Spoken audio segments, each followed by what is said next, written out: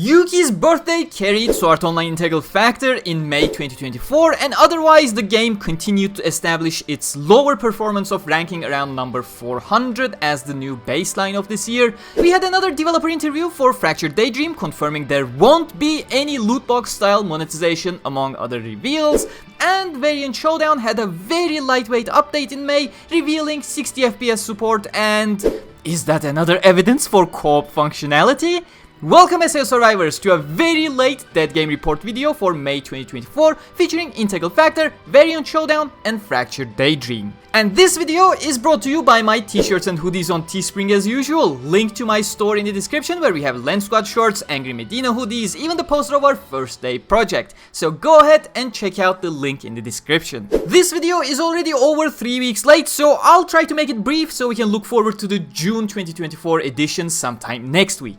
Integral Factor had an above average month in May 2024, with the exception of January, which was carrying over the 6th anniversary hype. May 2024 had about a 10% uptick in estimated revenue and ranked on average 390th, about on par for 2024. The problem is, this above average performance in May would still be below average for 2023 numbers, so despite the uptick, we're still very much trending downwards in the big picture. Troubling wouldn't be the right word here, but it's all the more attention worthy when that uptick was more so achieved by a single birthday banner rather than an overall better month. So let's have a look. The month of May kicked off with the boost of the Last Recollection collab order featuring the 6 goddesses Asuna, Lifa, Shinon, Yuki, Shilika and Lisbeth, alongside a fatal battle that most people were not exactly powerful enough to participate in. That's a very niche content type with its power requirement. It was a decent start to the month, and it was also nice to see that the Boys Festival orders seemingly got some interest too, nice one, allowing a small uptick on the 5th of May. Sadly, this also kicked off the low content period for the game once more.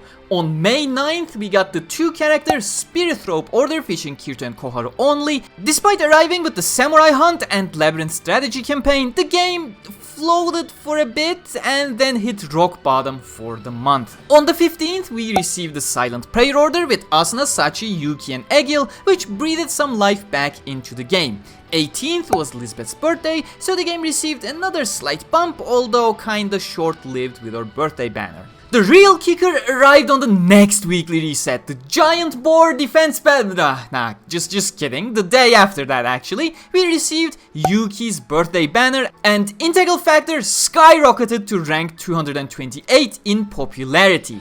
That was massive, similar to how Yuju and Alice's birthdays had an effect back in April, but this time by a single character, Yuki herself. On the exact same day, there was also the monthly Integral Factor stream in Japan, which also likely contributed. The month ended reasonably decently with a new floor release, Floor 69, focusing on Argo. However, I must once again mention the declining interest in the Integral Factor story. While I love the floor story as usual, I love pretty much all these stories because they use the characters and the setting perfectly. Sadly, no matter how great those individual stories are in the game, the overarching narrative not progressing for 2 years now in significant ways seems like it's starting to tire the players out, similar to United Ring in the main series. I keep repeating this quite often, but in the old days, story release days in Integral Factor were like holidays. We kinda lost that feeling for almost a year now, and I hope that spark can be reignited in the future with a revitalized focus in Chapter 2 story progression. On the Steam side of things, sadly, we did not have the same increase as on the Japanese mobile player side. In May, Integral Factor on average received about a 17% decrease in concurrent player counts. This is likely caused by the lack of things to do in-game long term, as I mentioned in some previous Dead Game reports. Concurrent player count metric highly benefits from locking players in for longer periods of time, whereas outside of story releases, Integral Factor is mostly a log in for 10-minute daily chores and then log out. With that said, we move on to Sword Online Fractured Daydream, and it's going to be a quick portion because what we had in May was another developer update largely building up on the previous one, and also finally addressing the concerns about the potential inclusion of gacha elements. The interview also included topics like buffs to fighter and rogue classes in detail, the possibility for another beta test before release, item, perks and decoration system adjustments, among many others. I'm not gonna go through all of them here, I'll just direct you to my developer interview video. Click the icon on the top right. It has timestamps for every single question and answer, for all the topics, so you can just jump around whichever question attracts your interest. But I am not gonna leave you on a cliffhanger. They have confirmed that Fractured Daydream will not have any loot box style monetization, so we finally have that answered. And in the same swift fashion, we move over to Sword Online Variant Showdown. Well, the monthly update was actually quite bare bones on its own. 2 screenshots and a video announcing 60 FPS. However, sadly, you cannot actually see the 60 FPS properly in the video because the video is encoded as a 30 FPS video instead, and due to some additional source video clip shenanigans, you can see the 60 FPS being smoother in the half speed section of the video. But it is also a lot more stuttery rather than a consistent showcase. I have notified the team of this error, but I figured you should know too in case you were unimpressed by the showcase of the 60 FPS here. It is a huge improvement in reality. You just can't see the improvement in the video and may end up thinking it's not all that different from 30 FPS. Because it doesn't look like it, because both sides are literally just running at 30 FPS anyways. Just for your information. As for the screenshots provided, the roster screen is nothing special here. We have a new power stat that's been introduced for this screen. Based on my experience in general, the power stat in whichever game is rarely an exact measurement of your effectiveness. However, it tends to be an extremely helpful metric for players to gauge their capabilities and their characters. Like, if you have 3 super powerful tanks in your team, your total power may be high, but you likely won't achieve much due to lacking offensive capabilities. But if you have an attacker, a support and a tank, a balanced team with a high total power, you can often assume that you will do generally fine.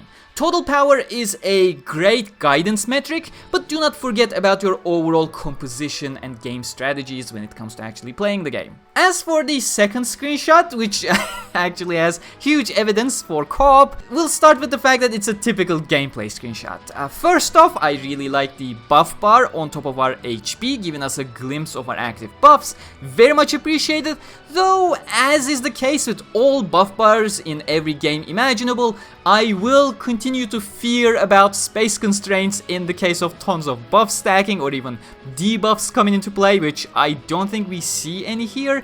Also, elements are really easy to recognize, good job on the logos, but I hope they can come up with easy to recognize logos for more intricate status effects. Logo creation for things like this is an absolute art, I tell ya. But much more interestingly, as I hinted at the beginning, we get yet another hint for potential co-op here.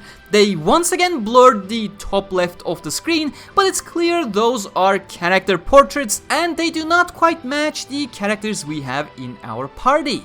They are not the Kirito in use, obviously. The Asuna could be argued about the top image, but does not quite feel like it. And the bottom one is certainly not Lisbeth. It looks more like a Shinon, and it looks like those are either speech bubbles for commands or, coordinating stuff, or more likely, ally status bars of your ally players in co-op. It's almost the end of the month, so maybe we'll get something on that real soon before June ends. Thank you very much for watching Sword Online Dead Game Report for May, and I will see you all in the next one with June data and news sometime next week. Until then, stay cool.